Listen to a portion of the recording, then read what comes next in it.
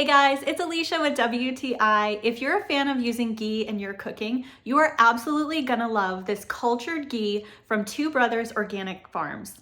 I love to use ghee in place of butter. It's really delicious and it's convenient to cook with. This particular ghee is cultured, so it's not only a super healthy fat, but you get all the awesome gut health benefits of a cultured food. It is rich in fat-soluble vitamins, and it's made in a traditional method that starts with a super high quality A2 milk, and that milk is produced by free grazing cows on a family farm in India.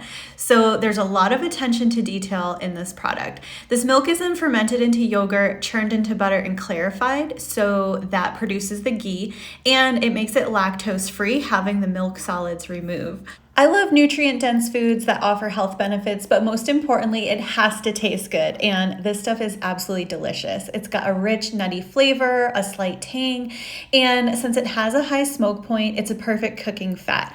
I love it for sauteing veggies, grilling meats, toasting spices, cooking eggs, or just smearing it on my toast and bagels. Anything you use it on is absolutely perfect. You can even bake with it. So I absolutely love it, and that's my point of view.